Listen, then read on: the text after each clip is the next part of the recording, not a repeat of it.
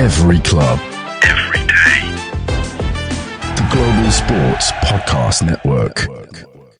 Hello, everybody, and welcome back to another episode of Wolves Daily, or Happy Wednesday, as my good friend Chris would say. And I'm joined by none other than the man himself today. Chris, hello.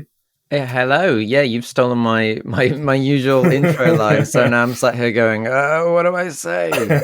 Happy game day. How's that? Because it is game day. Yes, we've got Burnley later on at home in the Carabao Cup. Yeah, and I'm gonna be positive after the weekend. I'm gonna be positive. Yeah, I think we're gonna have to be. But before we get on to that, I'd just like to cover a few of the recent transfer talks and rumours. It seems that despite the fact that we record and publish these episodes daily, it just seems typical that as soon as we've recorded one, there's more news straight afterwards. But look, it gives us more to talk about today. So something that's a bit more concrete and confirmed is St Mirren winger Ethan Sutherland is travelling for his Wolves medical today. I'll be honest, Chris. Yeah. And to visualize Will's expression for audio podcast listeners, there was that basically became the shrug emoji, because there's clearly just a confusion. I mean, obviously, wingers, nice, great. Who doesn't love a winger? Apparently, a very highly rated, young prospect. But again, it's another young prospect. Reports are £250,000 plus add-ons. So, not exactly having to break the bank on this one, which for Wolves is obviously perfect, it seems, given our current situations. But I mean, again, at 18, playing for St Mirren, but how much are they going to be part of the first team squad? Is this the most important thing right now? Obviously, we know they've been looking at wingers, but the big debate is still the centre-back situation. So I think everyone's, probably just shrugging like Will just did to me. Yeah, I think this is a bit of almost a non-story, because I think if we were making some actual transfers in regards to the first team and experience and so on and so forth, the transfers that we all want to see, I think this story wouldn't be reported on. We wouldn't be necessarily talking about it now in any detail. It's just the fact that there is almost nothing else going on apart from Chris. You tell them, because I'm sure you know who I'm going to speak about. Well, but before we move on, though, I will just say on that note, I mean, I don't want Mr. Ethan Sutherland to feel like we're disrespecting him. I'm sure he's a lovely lad. Of course. And I will no doubt go on, because having, this is very recent news, go and try and do some research. Good old YouTube, find some clips or whatever we can do and get an insight into who they are. Incomings are great, but I think, it probably just feels a little underwhelming given the place they're coming from and the price tag and the age, and then none of it links back to this whole Premier League experience thing that feels like we've been looking for. It's one for the under 23s, isn't it? Really, I think it's as simple as that. Yeah. So, but I just wanted to kind of not, give Ethan his look. Ethan if his moment if in he's the sun. listening, I do apologise. I did not mean to offend. Yeah. So the other news that was being discussed, and I think that was making people I believe shrug again, was a goalkeeper. Is the reports? Obviously, there's been lots of goalkeeper discussion recently about will Jose Sarr go to Saudi Arabia or somewhere else, and we've been looking at Aaron Ramsdale reportedly, but those talks seem to have broken down because, again, we don't meet the same financial valuation they do, and we initially believe I went in for a loan with potentially a purchase option afterwards. Arsenal rejected that. They want to get a straight sale and presumably way more than we're willing to go. Reports coming in now that we're looking at Sam Johnston of Crystal Palace. I believe, like 31, so around the same age as Sarr. So it's and the rumors again is that the price tag is around 10 million. So I'm a little bit flabbergasted, to be honest with you. And I messaged Will when I first saw the news, and I just put Sam Johnston ! Question mark. Yes. That was it. That was all I put. And I said back to you that I just have no thoughts. For the sake of this recording, I'm going to have to, because the more you think about it, the weirder it gets, in my opinion. I don't think Johnston's a bad goalkeeper per se. I think he's had good spells. I remember him being in the Villa, and he was decent for them, but that's going back a fair bit now. And when we were sort of coming into the closing week of the transfer window, with our supposed £20 million transfer budget, who on earth decided that the best way to spend half of that would be to go and get Crystal Palace's reserve goalkeeper, who's 31, not getting any younger, and they got for free? Yeah, I think this is the biggest flummox in all of this. Is people are having kittens at the moment about Jose Sarr because he's not been his, like, I know it's not all on him because there's been a lot of stuff with the defense going on, but you could argue he also has not been himself. He's been caught in no man's land a couple of times for a couple of goals, and clearly not what we hope he can be. But I don't feel like this would be necessarily a drastic improvement. And you'd think, I could almost understand, even though whatever people think of Aaron Ramsdale, whether it's his off-field connections or anything else, is a younger prospect. And I can kind of see that making sense. I don't see this one as much making sense. And like say, if the rumors circulating about the limited budgets and 20 million, spending half of that on a goalkeeper, 31-year-old goalkeeper who's a backup at Palace, it just doesn't make sense. I don't see it. I don't understand, especially if Sarr doesn't go. If Sarr doesn't go, and yet we still bring in this guy, is that just to be better than Bentley and have more backup? For 10 million? Yeah, it doesn't make any sense. I think the worrying concern about me is I've not actually seen that many concrete rumours about Sarr's departure or where he would be going. And no, I personally wouldn't get rid of him at all. I think he could be better, playing out from the back, as could everyone in that defensive line. But he's got quality, he's capped by Portugal. I remember his first season with us was unbelievable. To be fair, he's never quite hit those heights of that first season. No. But I don't think he's the issue as such. Like I said, I don't get me wrong, I complained about him being beaten at the near post. But if he wasn't helped by his defence, and if it was all down to him and we sort of thought that we needed a replacement keeper more than a centre-back, which is bonkers, I don't think anyone thinks that, then with all respect, I don't think Johnston would be the answer to that. None of it makes sense to me. None of it makes sense at all. I just can't wrap my head around it. No, I just don't get it. It is confusing. Obviously, there's pieces of the puzzle that, remain behind the scenes. So whilst we are not aware of any confirmation of Sarr going anywhere, because it feels like there is almost a triangle being worked somewhere where they can't let Sarr go or confirm anything with Sarr until they confirm who the replacement would be. That's what it feels like. Like with the Aaron Ramsdale deal, it feels like if they got him, then they'd ship out Sarr. But it feels like a three-way relationship and someone is hanging on in the background. And until they confirm who the replacement would be, then Sarr can't go anywhere. But it doesn't. We're so close to deadline day, as I mentioned the other day. I don't want to be uncertain of who our goalkeeper is going to be. With like 2-3 days to go, it's just very unsettling. It's really unsettling. It's putting ourselves in more trouble than we have to be. And I might be wrong, but I'm pretty sure. Say if we were going to get a replacement goalkeeper and we wanted one on the cheap, I'm pretty sure Patricio is a free agent. Oh, he's just signed for someone else as a free agent. I can't remember the name. Literally in the last 24, 48 hours, I read. No. Yeah. He's just Atlantia, I want to say, or someone like that. He's gone as a free agent. Yeah. That's. Well, I'll shut up then, won't I? Yeah. So no, the dream is over for you, Will. The dream is over. I just thought that made way more sense than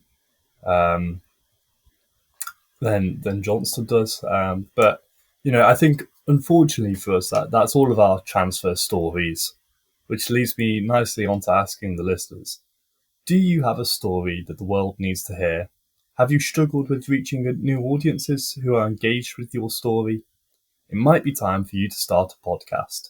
Let me tell you about a platform we use here at the Global Sports Podcast Network. Zencaster makes it easy to start a high-quality podcast built for growth from day one.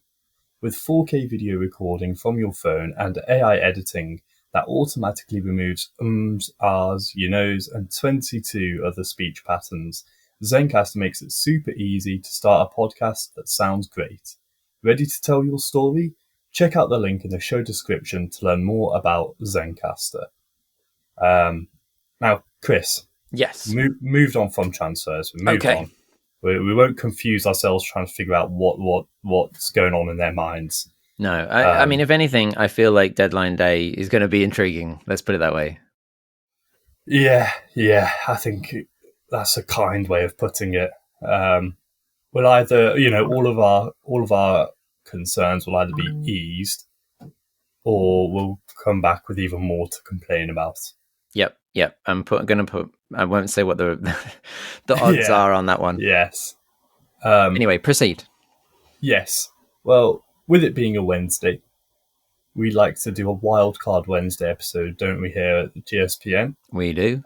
And I believe you've got you've got something of a wild card for us. Well, last week we put together our kind of nostalgic dream Wolves 11s from our own histories. And this week, again, to just kind of lighten the mood a little, based on with all the traumas going on around the Wolves fan base right now, if we call back that the greatest summer signing that we've made this season is Pucker Pies joining the Molyneux concession stand range. There we go. That's a sentence. We thought we'd just throw together or discuss our kind of top 5 footy scran, our footy fave food or drinks or beverages, whatever, to commemorate the union with Pucker Pies. They're not a sponsor of us, by the way. If they want to be, I'll have all the pies in the world. But it just seems like that has been our greatest or most spoken of signing. So it makes sense to discuss food. Who doesn't love talking about food? And food and football, it's a match made in heaven. Yes. So, Will, I threw together in hours of complex thoughts a kind of top 5 of football foods that if I go to the game and whether it's half time or someone with me has decided to miss half the game at a random time and go to the toilet, and I'll ask them to get me food on the way back so I don't miss a second, as you do. I'm going to do a rough kind of order. So my fifth place for me in my top 5 footy scran. Bear in mind, by the way, I don't tend to drink alcohol, so mine will not include. Okay. I'm not a pint and a food person, so you have to bear that in mind. Yeah. So there's a lot of food on my list. So number 5 for me, the classic sausage roll. I mean, it's a British staple. I was going to say that exact word popped to mind there, staple. Yeah, it's a British staple. You can't go wrong with it. And, I mean, arguably you'd want like a nice foot-long sausage roll. But still, warm you up in the winter, especially, when it's all cold and you've got your nice sausage roll to warm you up. And who doesn't love a good sausage roll? And it's bound to be boiling hot as well, or freezing cold. It's never, you're going to have to stand there with it, waiting for it to cool down. There's no in between. But yeah, I'm going to use all the innuendo on that one and just enjoy myself a nice big sausage. Oh dear. So my one, again, this is very, very specific though. It sounds very generic when I give it, but very specific. Okay. Mine's just a cheeseburger with onions on, but from the burger van just off the Asda car park outside of Molineux. That specific one. People are nodding. People are like, yeah, I know. Yeah. Again, if they want to sponsor us here at GSPN, if you'd remembered their name, they may do well, but I'm afraid you might have let them down on that one. I've remembered their location. That's pretty good. That's pretty good. Yeah. There's just something about that specific one that just chef's kiss. Nice. Okay, cool. Oh, that's your number 5, I take it. So my number 4 is following on from yours to match. I'm also going to go burger, usually a cheeseburger for me. Yeah. But yeah, usually as well, I would say you're right, from one of the stands outside, give it up to the locals, show your support, despite some of the matchday prices that still scare me. But a classic burger, it is matchday dream. Yeah. All the onions as well. All of the onions for me. Everything. Are you a ketchup man? I am a ketchup and mustard person. I'll mix it all. Okay, I'll get it all on there. Yeah. See, I'm not quite as outlandish. Well, I just play it safe. Just when you've lived as long as I have, Will, it's all or nothing. It's all or nothing. You push the boat out, do you? Exactly. And if I can get some gherkins from someone, my word, yes. Just make like your own version of a McDonald's burger, but a giant, like kebab van one. Yeah, it does sound good. For my number 4, I feel harsh actually putting this low down. So there's very, very fine margins at this level of the game. I've gone for. Bearing in mind, I live in Birmingham. Yep. Yeah, I know. I've gone for orange chips. Ooh. Because there's something that I'll only ever get when I'm in Wolverhampton. Yeah. No, that's a good one. And Have I beat you to the signing with orange chips? I am a chip addict. I mean, there's like as foods go, if there's one that my heart could take me living on every day, it would be that.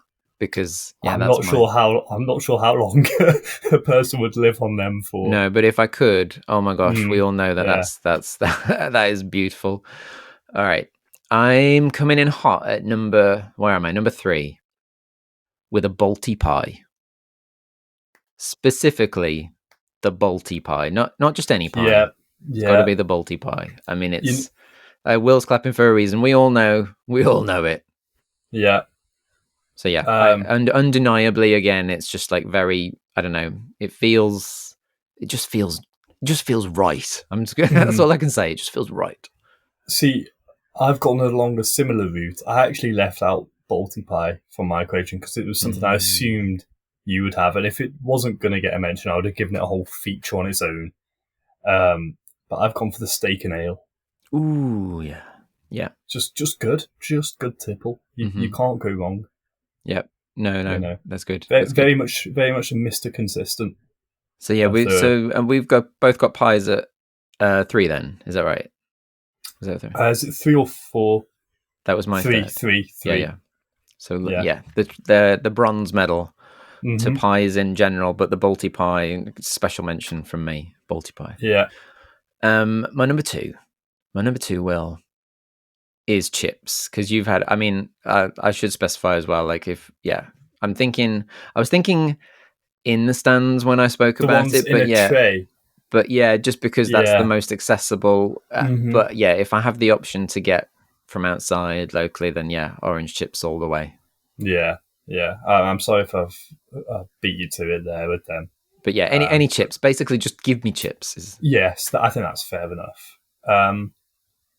I'm going a bit rogue here with my, not in terms of actually what it is, but although this is sort of daily Wolves and we're doing food and football, this is actually more of one from my Sunday league time and playing football, outside of Wolves. Is if there's ever a reason if I can't play or, something like that, or if I see spectators watching, where I play my football, our home ground, if you like, the cafe there, the cafe and bar the other side of the road, and their bacon sausage egg sarnie on a cold Sunday morning. You know, need I say any more? I'm salivating now. Yeah, I'm salivating. My gosh, so excuse me. That's like that. The cough is because the salad, the everything's just like concocting in my mouth, so make me choke in desire. So, yeah, is this going to be your number one? This next one, we're on to my number one. We haven't even done just a little bit of fun. Top 5. Before we get to it, we get to it, I'm just going to remind the listeners, keep them on the hook. This podcast is part of the Global Sports Podcast Network, the only network bringing you exclusive daily news and views on your Premier League team, the Premier League, women's football, and fantasy football. A unique listening experience that puts fans first, bringing you the very latest breaking news from your team. Subscribe wherever you get your podcasts and make us your first listen every day. The Global Sports Podcast Network, every club, every day. Yes. So yeah, I had to get that out first, Chris, because I would have been just too mesmerised by whatever's going to be your number one option. No, I know. Yeah, well, I think for anyone who's heard us before, they will have heard me drop this in various conversations at points, because Will was not surprised when he got it. No, I haven't told him, but he's pretty certain. I know what it is. Yeah, I know what he it knows is. what it is. So for me, as I mentioned, because I don't drink, but very rarely.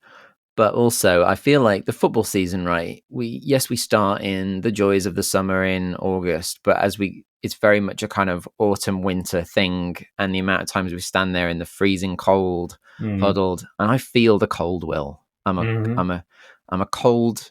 Is it a cold-blooded creature? Would that be right, or have I got that the wrong way around? No, that's if you don't feel the heat. I'm more confused. Well, I think they would feel the cold still. Yeah. Anyway, I shiver. I'm a cold person. I wrap up warm. You'll never recognize me in the stands because I'm just like smothered in layers. I'm one of those people, woolly hats galore. But therefore, my beverage of choice. But even on hotter days, I'll still have it because it just feels like football to me. Bovril. My number one footy scran is a cup of Bovril. Cannot be beaten. It's just football in a cup. It's amazing. And if anyone out there, because I've mentioned it before to some like international fans and people are like, what is Bovril? And then you try and explain that it's basically beef extract and people get very confused, but it's sublime. I've never actually had a cup. Oh my gosh. I was just thinking about it just then. I know what it is. I think I've had some. I know essentially what it is, but I've never actually. You know what? Tonight, I was about to say, cold Wednesday evening against Burnley. Yep, I was going to say, tonight is the night. Evening game when the chill starts to set at half time. Get your Bovril. I'm going to lose my Bovril virginity. You really should. You really should. It's funny that you've gone for a sort of a drink. It's a meal in a cup. Come on, it's Bovril. I imagine it packs a punch. It does. You've had a cup of it. I'd imagine you do. You can't have too much Bovril. I mean, like you don't want to drink like 3 or more cups on the go because your stomach will just be like, what on earth is going on here? Again, this could easily be the same description for my answer, which is I know you mentioned you don't necessarily often have a pint or a drink as such, but for me this just screams football. It's a pint of Guinness. Oh, that's your number one. It is my number one, which wow. I know might reflect quite badly on me, but it's one pint. Just one per game. Yeah. No, that's no, the word was yes, people, but the face was no. So, yeah, okay. But Guinness, so that is also a meal in a cup, yeah. Yeah, well, actually, fun fact, it's one of the least calorific pints out there, but due to its dense nature, people often get the misconception that it's, sort of a meal. every day's a learning day Every here day at is a GSBN. learning day. Don't get me started on facts, Will. They won't necessarily be football facts, but I'll fill your head with facts, don't you worry. Well, I think I've stretched to make that more relevant in some capacity to football. But yeah, I just really like it. That's all I've got to say about it. That's Really, fine. That's fine. I think people who agree won't need me to explain it to them. No. Well, I'm looking forward to people potentially seeing which of our fives they like the most. I mean, I'm going to hope that Bovril is king, but that's just me. I think it is probably the most unhealthy diet we could have combined to come up with between the two of us. But you're at the football, enjoy yourself. Yeah, we're not doctors, people. That's not what this is about. No. I guess on that note, we should, with the time we've got left today, we are both going to the game tonight. We are at home to Burnley in the Carabao Cup. I always get that wrong. Look, I called the Burnley winger wing dressing Cogliosho. I call it Cogliosho or some nonsense. So don't take it from me. Yeah. We're not linguists. We just love our club. Okay, just take it in your stride, people. But both going to the games today. So I think we did mention it a little bit yesterday as well. But looking ahead to the night. Have you had any more fresh thoughts on who is going to start tonight potentially? Are we going to see a complete rotation of, like, obviously Rodrigo Gomez come back in? Are we going to see Pedro Lima, who hasn't even been on the bench recently? Are we going to see him testing out people and using the squad depth? Or given the loss given the state of the defeat at the weekend, and you've got to feel there is a need for a feel-good factor. There is a need for a win because Forest is not going to be easy. Whatever people think, that is a tough place to go. Yeah, 100%. And I would feel Gary's got to be thinking, I need some, even though it's not points in the league, I need the feel-good factor. I need to get the win. It's what I said. You can't lose 3 on the bounce to start off the season. It's just not. So what I'm getting to there is, do you think he's going to go more full strength than he might have done given the weekend, or are we still going to see? Because like start of the season, I would have said we're going to see loads of subs. Yeah, I think we'll still see loads of subs, but I do think it will be somewhat sort of 50-50. It wouldn't surprise me if the likes of, you mentioned Pedro Lima, Semedo's not suspended for this fixture, is he? I don't think. Is that how it works? I was trying to remember that too. I think it applies. He could play in it. So if he plays, he's playing for fitness. Because I know he played for the under-23s last week or early on this week. It wouldn't surprise me if you saw, not a starting 11 per se, but still an 11 with Premier League quality and experience, as well as that youth and those playing for the experience. Yeah, because I think, undoubtedly, you've got to think that we'll see Doyle. We'll see, because he's been on the bench and he's come on as a sub a little bit, but he's got to be itching for game time. And I would think we'll see him. Yeah. I'd be interested in seeing, like you said, Semedo will probably play, but I think Pedro Lima will at least be in the squad. I'd like to see him. Yeah. You've got to think Rodrigo Gomez featured against Arsenal, didn't feature at the weekend. I would think they'll put him out there as well. My curiosity is in the back line. That's where my curiosity is really going to be. And presumably he'll rest Strand. I can't see him at least starting with Strand. No, it would be a bit of a weird one. You know who I want to see in the back line. Oh, Santi. I don't know why that's just made that his song. Oh, Santi. I just think, but even then, I think he deserves more than that. But I think, you'll see that mix of, so albeit not players who have started for so far, but still players who have quality. You mentioned Doyle, mentioned Bueno, players who should be sort of knocking on the door, looking for minutes and game time. So could we see a Santi Dawson back line? Maybe, potentially. I think my only concern would be, are they going to play a high line? Mm-hmm. Because I'd back myself from the halfway line to get in behind that. Yep.